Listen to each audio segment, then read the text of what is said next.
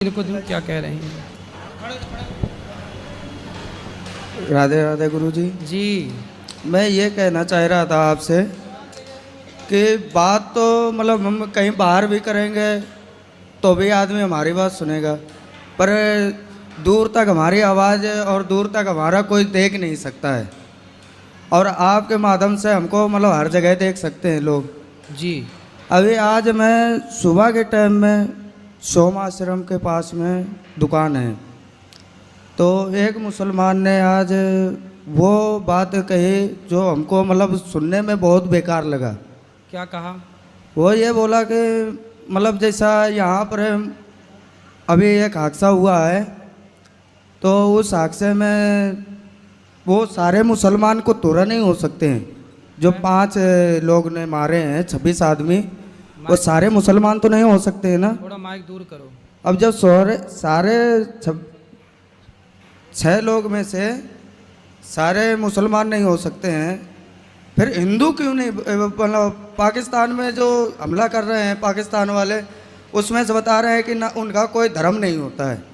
धर्म क्यों नहीं होता है? हमारे हिंदू धर्म के तो कभी नहीं टेररिस्ट बनते हैं ना। सही है। और ये लोग यही हर बार में यही बात आती है कि मतलब जो भी करने वाले हैं उसमें से कहते हैं कोई धर्म नहीं है, धर्म नहीं है। मतलब 3 बार आतंकवादियों का भी धर्म है। और आतंकवादियों का धर्म क्या है? उन्होंने जाति पूछी, आप हिंदू हैं तो मार दिया, मुसलमान था तो नहीं मारा। तो मतलब आतंक का भी एक धर्म है ना। मुसलमानों को नहीं मारा जी और हिंदुओं को मारा, मतलब हिंदू को वो अपना दुश्मन मानते हैं और मुसलमान तो वो हैं ही। तो मुसलमान और आतंक ये पर्यायवाची हैं जी। तो वही चीज़ तो समझ में आना चाहिए ना सभी को। मतलब सभी हिंदू हमारे क्या है कि ये चीज़ को समझते ही नहीं है। तेरे को कौन नहीं समझता? बहुत से हिंदू हैं जो बेचारे मतलब समझते, हिंदू समझते हैं। अब लोगों को वोट चाहिए तो कुछ नेता नहीं समझते, समझते सब हैं। समझना, वो ना समझने का नाटक करते हैं। नहीं तो पुलवामा में जो जो जैसे हमला हुआ है, इसमें पहले हमको क्या समझना चाहिए कि ये खाली ऐसे ही नेता नगरी में बात चलती रहे, आगे का कुछ एक्शन नहीं होना चाहिए। अब देख लो, ये भारत की जनता उन नेताओं को भी जिताती है जो नेता आतंकवादियों का साथ देते हैं। देख लो, ऐसा नहीं होना चाहिए। हमको बाद में फैसला सब लेना चाहिए, पहले हमको उसको मुंह तोड़ जवाब देना चाहिए। किसको? पाकिस्तानियों को। तो आपके हिसाब से क्या जवाब देना चाहिए? हमारे हिसाब से तो यही जवाब होना चाहिए कि सर इसको पहले, इसने 26 मारे थे, हमें पहले 2600 मार देना चाहिए, उसके बाद कोई फैसला लेना चाहिए। मार देना समाधान नहीं है। समाधान ये है कि पूरे पाकिस्तान को पुनः भारत में विलय करके एक अखंड भारत की स्थापना की जाए। जी बिल्कुल सर, राधे। साला खेल ही ना रहे पाकिस्तान का। जी, एक भारत, पूरी सेना जाए जी। और तो है उनको कि अभी मैं तेरे को मान लो कि कुछ गुनहगार हैं, उनको हम जेल में डाल दें, पर जेल में डालने के बाद फिर कोई नया तैयार होता है, फिर उसको छुड़वाता है। कौन? यही नेता ही होते हैं। अरे अब तो पाकिस्तान जब भारत का हिस्सा हो जाएगा तो फिर क्या दिक्कत है? तो हिस्सा बनाना ना चाहिए ना। कई बार तो 3 बार तो हिस्सा बना चुके, उसके बाद भी तो हमला ही कर रहे हैं। नहीं, अभी बना नहीं है बेटा। हम जो बात कह रहे हैं वो एक बार में ही खत्म हो जाएगी कहानी सारी। पूरा पाकिस्तान एक हिंदुस्तान। पुनः जो गलती महात्मा गांधी जी ने की उस गलती को सुधार लिया जाए, बंटवारे की गलती। ये होना चाहिए सर। राधे राधे गुरुदेव।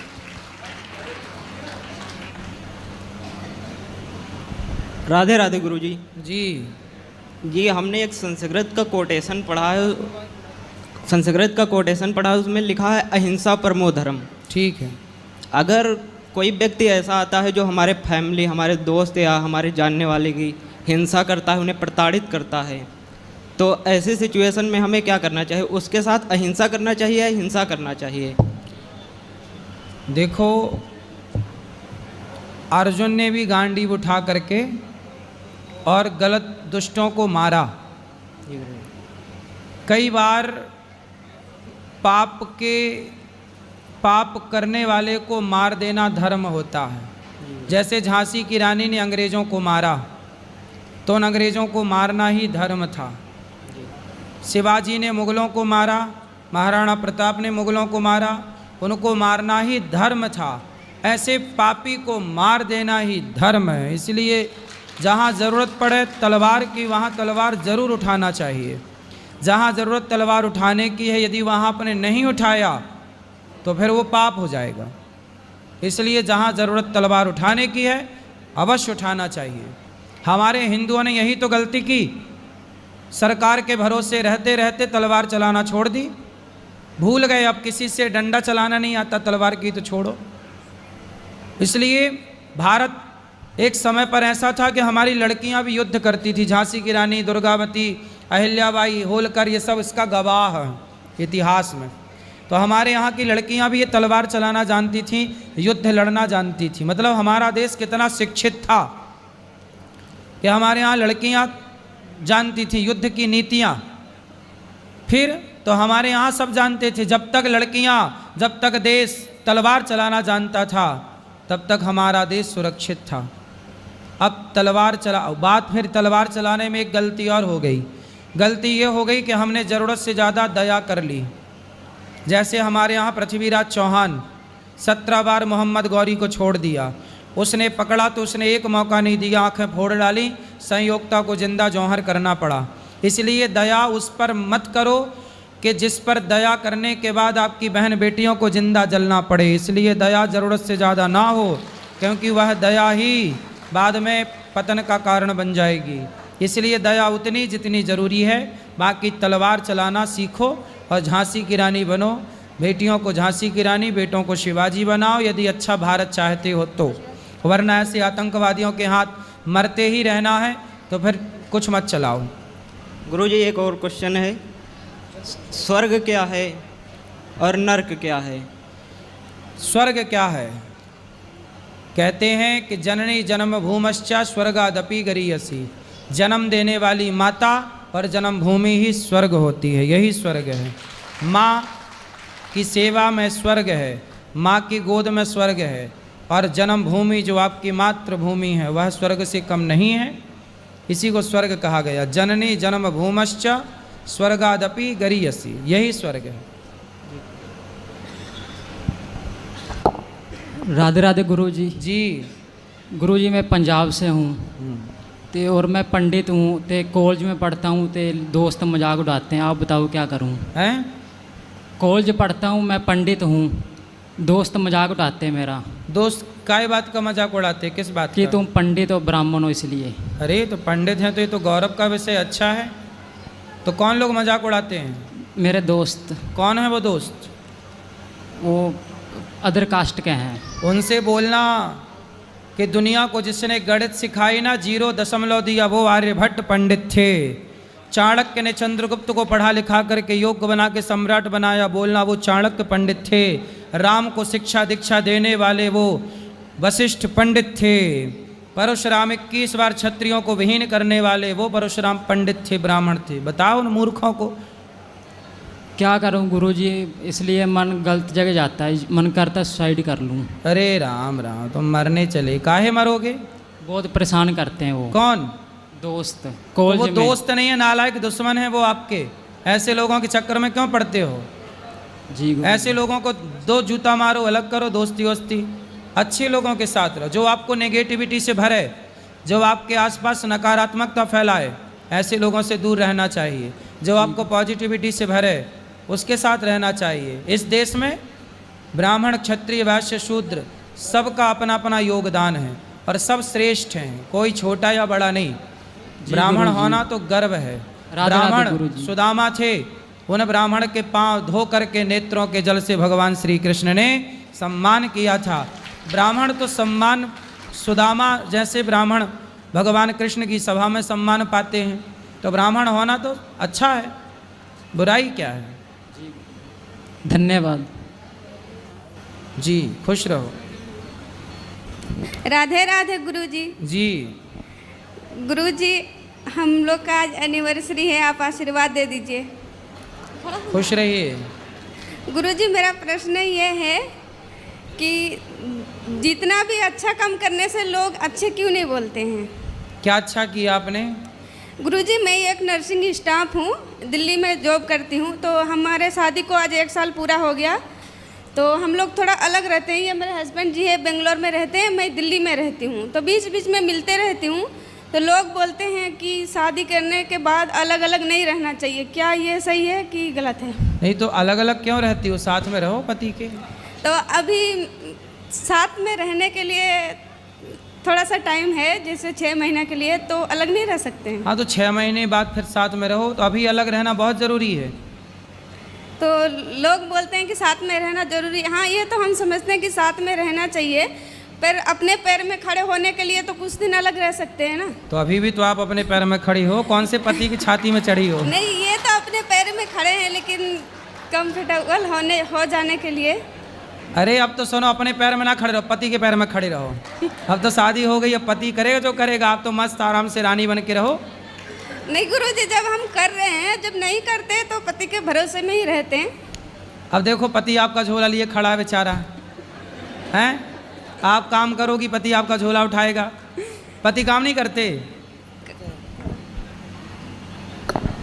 राधे राधे गुरुजी। जी, बेंगलोर सॉफ्टवेयर IFB कंपनी में सर्विसिंग कर रहा हूँ सर। सर्विसिंग कर रहे हो? जी सर। किसकी सर्विसिंग? वो गाड़ी वो बाइक का पार्ट्स बन रहा है उधर। सही है। सुपरवाइजर हूँ सर। कितना कमाते हो? वो 25,000 सर। 25? जी सर। और आपकी पत्नी कितना कमाती है? वो 25 सर। मतलब 50,000 हो तुम दोनों? जी सर। ठीक है, 50-50 बात कराओ। ओके। जी गुरुजी। तो पति भी 25 कमाते हैं, आप भी 25? जी गुरुजी। अच्छा है, कमाओ और बढ़िया अपने लिए अच्छा घर बनाओ, अच्छे से रहो, खुश रहो। पति आप कल को आप ज़्यादा कमाने लग जाओगी तो पति को छोड़ तो नहीं दोगी? नहीं गुरुजी, नहीं छोड़ूंगी। हमें तो आपके पति की चिंता हो गई। नहीं गुरुजी, नहीं छोड़ूंगी। छोड़ने का होता तो शादी ही क्यों करती। हाँ, अच्छी समझदार हो आप, छोड़ मत देना, क्योंकि आज महिलाएं ज़्यादा कमाने लग जाती हैं ना तो पति को सबसे पहले छोड़ती हैं। नहीं, पति को अगर छोड़ना होता तो शादी ही क्यों करती गुरुजी। हाँ, नहीं भगवान छोड़ूंगी करे पति आपकी ऐसी बुद्धि बनी रहे और पति ठीक है, अच्छा है आपका। को। राधे राधे गुरु जी, राधे राधे, खुश रहो। राधे राधे गुरुजी। जी, और हम गुरु ज्ञान लेना चाहते हैं। कौन सा ज्ञान? वो सासू माँ के ना, सासू माँ किसी और के गुरु बना रखे हैं, तो सब कहते हैं कि इसे तुम भी उसी से बनाना पड़ेगा, से किसी और से नहीं बनाना पड़ेगा। फिर तो कौन सा वाला ज्ञान चाहिए आपको? गुरु मंत्र जो होता है, हाँ गुरु बनाना होता है वो। हाँ, तो बना लेना। बना सकते हैं। बोलते हैं इसे नहीं बना सकते, एक ही गुरु होना चाहिए। अब हमें पता ही नहीं है वो गुरु रहते कहाँ पे है वो। ठीक है, जो आपका मन हो वो करो। ठीक है, राधे राधे गुरु जी। और सासू माँ की आप बता दो, यहीं पर सुन रही है। क्या बताएं? वो ना, उनको ना लालच बहुत है, लालच से पीछे नहीं हटती है वो। तो आपकी सास बहुत लालची है? हाँ, यहीं पर सुन रही है वो। तो आपको बाद में डांटेंगे नहीं? क्या बोले, क्या गई बहू? नहीं डांटेगी। कहाँ बात कराओ सास से? वहाँ पर बैठी हुई है। सास कहाँ? सासू माँ? ए सासू माँ, क्या नाम है सास का? सासू माँ आप बोल दो, ललिता देवी। क्या? ललिता देवी। ललिता मैया। ए लालची सास, इस तरफ आओ। बुढ़ापे में लालच, काय का लालच करती हैं? बात कराओ बहुरिया से। गुरुजी, इनका ना भगवान की कृपा से सारे बच्चे इनके बहुत अच्छे हैं। बेटे भी, बहू भी, पोता पोती भी छोटे छोटे हैं, लेकिन हर बात मानते हैं वो। लेकिन फिर भी मैया का कोई वो नहीं रहता, मतलब गुस्सा करते रहते हैं वो। तो ये मैया काय का लालच ज्यादा करती अब है? घर में ना हमारे ससुर जी खत्म हो गए हैं, तो बोलते हैं अब उस घर में हमें मन नहीं लग रहा। सास बोलती है? घर चेंज कर दो, बदल दो, ये बोलते हैं। सास? हाँ। सास बोलती है घर ही चेंज कर दो, नया घर दिलाओ।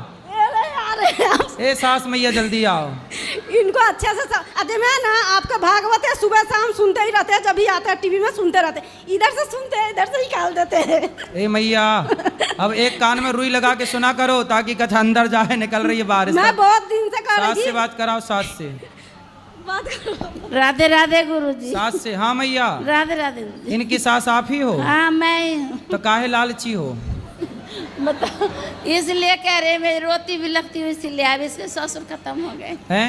हमारे घर वाले अचानक खत्म हो गए, तो मैं रोती रहती, इसलिए कहती रहे इतना भगवान दे रखे फिर भी तुम क्या। तो आप अपने पति की याद में रोती हैं? क्या करूँ? तो क्या करूं? तो यार रोने से आते होंगे पति आपसे मिलने? अचानक ही मैं इतना भगवान की पूजा करती थी, फिर अचानक चल पड़े। हाँ।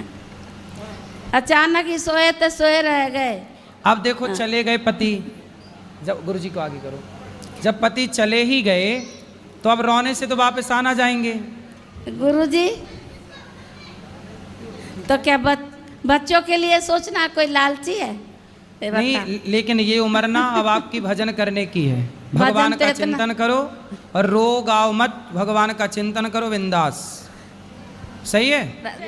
रुको, सास से बात कर लेने दो। राधे राधे गुरुजी, मैं कुछ कहना चाहती हूँ। जैसे अब ये कहते हैं गुरु, हमें दामोदर दास है हमारे गांव के, पानी घाट रहते हैं जी। हमारे गुरुजी, लेकिन सबके साथ हमारे ससुर लिए तो ले लिए।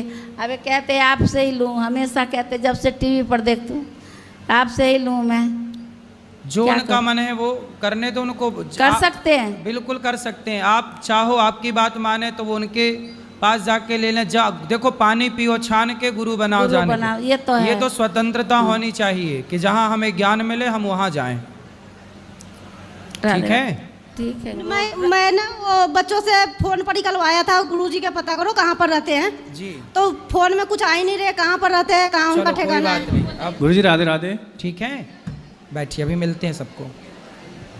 जी, गुरुजी मैं पूछना चाहता हूँ, अगर कोई इंसान अपनी ज़िंदगी से हताश हो जाता है, निराश हो जाता है, तो वो कौन सा मार्ग चुनता है, कहाँ जाता है, फिर कौन सा मार्ग उसके लिए रह जाता है? सबके अलग अलग मार्ग हैं। कोई साधु बन जाता है, कोई आत्महत्या कर लेता है, जी। कोई तीसरा रास्ता नशा का रास्ता अपना लेता है। तो गुरुजी तो मैं आप परेशान हैं? जी मैं पूछ रहा हूँ आपसे, अगर परेशान है तो क्या करना चाहिए, मतलब तो क्या आप करता है परेशान इंसान? हैं? जी। किससे? अपने जीवन से जैसे कोई हताश हो जाता है, निराश हो जाता है, तो उसको क्या करना तो चाहिए आप गुरुजी? किससे हताश हैं, निराश? मेरे से बताओ। मैं तो परेशान अपने जीवन से ही हूँ गुरुजी। क्यों? बस कुछ शादी हो गई आपकी? नहीं, शादी नहीं हुई। शादी नहीं हुई, फिर किससे परेशान है? बस होती है गुरुजी कुछ ना कुछ वजह ऐसी बताओ कि ना, खुल के बताओ। नहीं जब हताश हो ही, परेशान हो ही, तो परेशानी बताने में क्या दिक्कत है? माँ ठीक है आपकी? हाँ, माँ पापा सब ठीक है, पिता सही है? सब बढ़िया है। भाई? आपका आशीर्वाद है गुरुजी, सब बढ़िया है। फिर किस बात की आपको चिंता? गुरुजी अपने से खुद से परेशान हूँ मैं, अपनी ज़िंदगी से परेशान हूँ। कैसे? कुछ काम तो- करते हो? हाँ, मैं जॉब करता था, मैंने जॉब भी छोड़ रखी है अभी। कितना कमाते थे? कमा लेता था 30-32 हज़ार रुपये। आप क्यों छोड़ दी काम, जॉब? गुरुजी मैं भक्ति का मार्ग चुनना चाहता हूँ। चुन लेना। जी। पहले ये बताओ कि हताश क्यों हो, परेशान क्यों हो? बस गुरुजी वो तो पता नहीं, मन में ऑटोमेटिक ही नेगेटिविटी, कोई मतलब लड़की से गलत प्यार विचार करते आते हैं। हो? नहीं, ऐसा भी नहीं है। सही मतलब- बताओ, कोई प्यार व्यार किया आपने? नहीं गुरुजी, मन ही नहीं करता कि मैं जॉब करूं, मतलब ऐसा मन करता है कि सांसारिक मोह को ना छोड़ दूं बिल्कुल। भक्ति की राह पे मेरा मन चलने का तो करता भक्ति है। की राह पे चलना बहुत अच्छा है, जी। पर टेंशन क्या है? भक्त को टेंशन थोड़ी रहती है। टेंशन नहीं गुरुजी, देखो ये जो सांसारिक जीवन तो सभी जीते हैं, सही है। तो कोई मतलब नहीं जीना चाहता, ऐसा चाहता है कि मैं भक्ति की राह पे चलूं या मतलब कुछ अलग करूं। क्या अलग करना है? बस नई जीवन में जो है भक्ति पे ही चलना है एकदम, जैसे संत बन जाता है कोई, साधु बन जाता है, इस तरह से। तो आपको साधु बनना है? हाँ, मैं मतलब ऐसे चाहता हूँ जैसे। कितने भाई हो आप? 3 भाई हैं गुरुजी। अरे फिर तो आपको साधु बनना चाहिए। गुरुजी मैं ऐसे चाहता हूँ जैसे किसी मंदिर में पुजारी होता है ना, तो उसको किसी से मतलब ही नहीं होता, इस तरह से कुछ। तो आपको मंदिर का पुजारी बनना है? जी। कहाँ मंदिर का? मुझे तो गुरुजी वैष्णो देवी मंदिर का। तो बन जाओ। तो गुरुजी ऐसे बना तो नहीं जाता ना। पुजारी देखो, आप भगवान की भक्ति शुरू कर दो, आप तो मैं साधु बन करता हूँ जाओ। गुरुजी। ये देखो हमारे साधु जी हैं, साधुओं की शरण में आओ। वैसे भी साधु आजकल बहुत कम हो गए। आप आज के लड़के बड़के, पहले ना 4-4 बच्चे पैदा करते थे लोग, तो 1-2 साधु के लिए चले जाते थे कि जा बेटा तू साधु बन जा, पूरे कुल का उद्धार कर देगा। अब ले दे के एक ही पैदा करते हैं, तो को माँ बाप की सेवा करेगा कि साधु? तो आजकल साधुओं को भी ना अच्छे लड़के चाहिए कि जो बाद में साधु संतों की विरासत को संभालें। तो आप अच्छा है, साधु बनो। तो गुरुजी एक चीज़ और मैं पूछ रहा था। हाँ, जैसे कि भक्ति के राह पे चलता है इंसान, तो उसमें भी उसको निराशा मतलब निराश हो जाए वहाँ जाके भी, ऐसा कुछ? भक्त कभी निराश नहीं होता। देखो भक्ति के रास्ते पे चलने का तात्पर्य क्या है? भक्ति मतलब जमाने को दिखाने के लिए भक्त ना बनो। जी वो तो है। बनना है तो फिर भगवान के बनो। भक्त किसे कहते हैं? भक्त उसे कहते हैं जो पूर्ण रूप से अपने आप को भगवान के हवाले कर दे, जो भगवान के चरणों में आत्मसमर्पण कर दे, उसका नाम भक्त है। यदि आपने भगवान के चरणों में समर्पण कर दिया तो चाहे भगवान आपको महलों में रखें या घास की झोपड़ी में, हर परिस्थिति में जो फिर तो ईश्वर गुरुजी का उससे कुछ प्रसाद मतलब ही नहीं मानकर ना उसका। प्रसन्न रहे वही भक्त है। तो गुरुजी जैसे मतलब मैं चाहता हूँ वैष्णो देवी जी की यहाँ पे पुजारी बनना या मतलब सेवा करना वहाँ पे, तो ऐसा पॉसिबल हो जाएगा? ये तो उनसे पूछना पड़ेगा, वहाँ पुजारियों से बात कर लो, वो अपनी सेवा में वहाँ माँ भगवती की सेवा में रखना चाहे तो रह लेना, क्या है। ठीक है गुरुजी। गुरुजी एक पर चीज सुनो, पर आत्महत्या वगैरह का ना सोचना। नहीं, वैसा तो मैंने सोचा ही नहीं। सही है। तो गुरुजी एक बात और थी, मैं अपनी खुद की बता रहा हूँ, मैं खुद जो मेरे पे खुद पे बीती है। मैं एक बार केदारनाथ गया था, तो ऐसा सुनते भी हैं मानते भी हैं कि अगर किसी को स्वर्ग देखना है तो केदारनाथ जाइए। तो मैं केदारनाथ गया गुरुजी। केदारनाथ कोई 20 किलोमीटर के आसपास चढ़ाई है वहाँ की जी। तो वहाँ जैसे हम रास्ता सफ़र तय कर रहे थे ना, पैदल ही तय किया था, तो वहाँ का रास्ता भी इतना अच्छा नहीं है, ख़राब है सब रास्ता। तो चलते चलते मेरे को बुखार भी आ गया था रास्ते में। आधे रास्ते में हमने वहाँ पे स्टे किया, फिर वहाँ पे रुके। अगले दिन हम वहाँ पे पहुँचे, मतलब दर्शन करने के लिए। तो दर्शन करने के लिए जब वहाँ पहुँचे, बुखार होने के बाद भी मतलब मैं गुरुजी किसी सवारी से या किसी से नहीं गया था, पैदल ही गया था, मन में एक श्रद्धा भाव लेके। वहाँ दर्शन करने के लिए जैसे पहुँचे ना, तो वहाँ 2 बजे के टाइम पे हम पहुँचे थे। तो वहाँ पे कपाट जो द्वार था ना, वो मंदिर का बंद था उस टाइम पे। सही है, सही। तो वहाँ पे 2 तरह की लाइन लगी हुई थी, एक में तो जो साधारण लोग थे, एक में वीआईपी थे। तो गुरुजी जो व्यक्ति जा रहा है चढ़ाई करके, इतना मतलब मन में श्रद्धा भाव लेके, और उसको पता चल रहा है कि ऐसा कि जो वीआईपी वाले हैं वो पहले दर्शन कर रहे हैं पैसे दे के, तो मतलब गुरुजी ये कुछ गलत नहीं होता क्या? क्या गलत है? यही कि जो तो अब भगवान तो अब आपको ये बताना है कि गलत करता कौन है, आपको ये बताना। करते तो गुरुजी श्रद्धालु भी हैं, और कहीं ना कहीं इसमें मंदिर की तरफ से भी कोई ना कोई रोल रहता है। भाई मंदिर की तरफ से जब आप पैसा देना शुरू कर दोगे तो लेने वाले की गलती है कि देने वाले की? गलती गुरुजी दोनों तरफ से होगी ना। ज़्यादा किसकी है? देने वाले की गलती है। फिर आप वीआईपी बनना छोड़ दीजिए, अपने आप वीआईपी कल्चर खत्म हो जाएगा। नहीं गुरुजी, ये तो देखो, दुनिया को समझाना पड़ेगा कि आप खुद जाओ दर्शन करने। आज ही कथा में मैंने ये बात कही है। हाँ आपने कहा था, मैंने सुना फिर था। हम दुनिया तो में सब देखो कहते गुरुजी, हैं। कुछ गरीब हैं, कुछ तो कुछ ज़्यादा पैसे वाले हैं। ये कोई मुद्दा नहीं है। हम देना छोड़ दें, इसके लिए हम आम जनता को समझदार होना पड़ेगा। हम आम जनता समझदार नहीं होंगे तो लेने वालों को दिक्कत क्या है ये बताओ। तो वैसे गुरुजी इसमें जो भक्तों के मन में श्रद्धा होती है उसमें कुछ ना कुछ अभाव नहीं होता? आपको ये देखना ही नहीं है। भाई किसी के पास पैसा है तो पैसे दे रहा है, हमें पैसा नहीं, हम तो श्रद्धा से जाएं, दर्शन करें, अपना आएँ। दर्शन तो वही है ना, भगवान को पैसे से नहीं खरीदा जा सकता। जी बिल्कुल, वही मैं भी कहना चाह रहा हूँ। शबरी के यहाँ राम खुद चल कर आए। शबरी हाँ। के पास तो पैसे नहीं थे जी, लेकिन शबरी को मिले कि नहीं? बिल्कुल मिले थे। फिर आपकी श्रद्धा होगी तो आप दूर पीछे खड़े होंगे तो भगवान आपको पीछे ही आ जाएंगे दर्शन करने, दर्शन देने, मिलने। जी, जरूरी नहीं है कि आगे से जो दर्शन कर रहा हो भगवान उसको मिलेंगे। शबरी तो लाइन में सबसे पीछे थी, फिर राम पहुंचे कि नहीं? वो बात ठीक है गुरुजी, मुझे बात ठीक है। हाँ। इसे समझने की कोशिश करो। बिल्कुल मैं समझ रहा हूँ, मुझे खुद के लिए कोई दिक्कत नहीं है, लेकिन वहाँ पे एक ना महिला थी जो मतलब उनके पास छोटा सा बच्चा था, बेबी था, तो वो लाइन में लगी हुई थी। तो मतलब जो भीड़ भाड़ हुई ना, तो उनको दर्शन नहीं कर पाई, बिना दर्शन करे चले आई। इतने दूर जाने के बाद बिना दर्शन करे चले आना। दर्शन सबको करना चाहिए, लाइन में लग के दर्शन करना चाहिए, सबके लिए एक सी व्यवस्था होनी चाहिए, यही धर्म है। लेकिन हर जगह धर्म अधर्म दोनों हैं, इसलिए किस किस को समझाओ, ये बड़ी समस्या है। इसलिए हम तो पीछे जाते हैं, पीछे से दर्शन करके आते। मैं कभी वीआईपी लाइन पे जाते ही नहीं, ना वीआईपी दर्शन में। नहीं, हम भी नहीं जाते। मैं पीछे से दर्शन करके तुरंत आ जाता हूँ। चलो वो छोटू को बात कराओ, कहाँ का छोटा बच्चा? ये राधे राधे, ये छोटा है। राधे राधे गुरु जी। जी जी जी, आपके चरणों में मेरा कोटि कोटि प्रणाम। खुश रहिए। गुरुजी, जब भगवान राम ने कुशा की चटाई से जयंत को, इंद्र के पुत्र को, 3 लोक 14 भुवन घुमाया था कुशा की चटाई से ब्रह्मास्त्र बना के, तो उन्हें रावण के पास लंका में जाके ही क्यों लड़ना पड़ा? वो वहीं से भी तो उनका वध कर सकते थे। बहुत बढ़िया सवाल है आपका। ये बच्चा पूछ रहा है कि जयंत इंद्र का बेटा था, उसने माता सीता के चरणों में चोंच मारी, तो भगवान राम ने तिनके का धनुष बाण बनाया और जयंत के पीछे छोड़ दिया। तो जयंत को बचाने वाला त्रैलोक्य में नहीं मिला, जबकि जयंत की गलती क्या थी कि सीता माँ के पाँव में उसने चोंच मारी कौआ बनकर, जबकि रावण तो पूरी सीता को उठा कर ले गया। तो गलती ज़्यादा किसकी है, रावण की या जयंत की? रावण ज़्यादा गलती किया, बड़ी गलती किसकी है? रावण की। लेकिन जयंत को तो राम ने बाण से पीछे कर दिया, बाद में नारद जी ने उनको छुड़ाया, माता भगवती के चरणों में आए, क्षमा किया।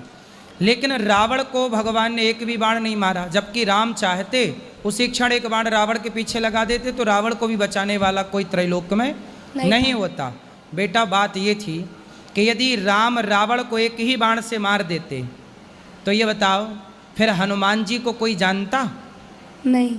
फिर शबरी को कोई जानता? नहीं। कोई विभीषण को जानता? नहीं। कोई सुग्रीव को जानता? नहीं। कोई गिलहरी को जानता? नहीं। कोई नलनील को जानता? नहीं गुरुजी। राम सेतु बनता? ना। इसलिए राम जो करते हैं उसके पीछे की लीला होती है, पूरी प्लानिंग होती है। सुनो, अभी लिए रहो माइक। राम ने रावण को तुरंत नहीं मारा, क्योंकि हनुमान जी को अभी यश बढ़ाना था, लंका जाएंगे, शबरी माँ पे कृपा होगी, है ना, सब पर कृपा करनी थी ना बेटा, सबका यश बढ़ाना था। भगवान की महिमा किससे है, भगवान की सुंदरता किससे है? अरे भक्तों से ही तो सुंदरता है। विभीषण जैसे भक्त ना होते तो कैसे पता चलता कि राम बड़े दयालु हैं, जो रावण के भाई को भी गले लगाते हैं। राम की दयालुता प्रकट हुई, शरणागति की विभीषण ने, तो पता चला कि राम बड़े दयालु हैं, है ना। तो ये राम की अपनी लीला को प्रकट करना था, भक्तों के यश को प्रकट करना था, इसलिए तुरंत रावण को नहीं मारा, आगे चल के रावण को मारा। बात समझ में आई? जी क्या समझ में आया बताओ? गुरुजी की राम जी एक लीला कर रहे थे कि उन्हें सबको, अपने भक्तों को दर्शन भी देना था, हनुमान जी की प्रतिष्ठा भी बनानी थी, इसलिए उन्होंने लीला की। ये लीला की, क्योंकि यदि तुरंत मार देते तब तो हनुमान जी का कोई रोल काल ही नहीं होता, फिर लंका जलाना, फिर हनुमान चालीसा ना होता, फिर सुंदरकांड ना होता, जी गुरुजी, फिर लंका कांड ना होता, फिर ये पूरी राम कथा ही ना होती। बात समझ में आई? जी गुरुजी।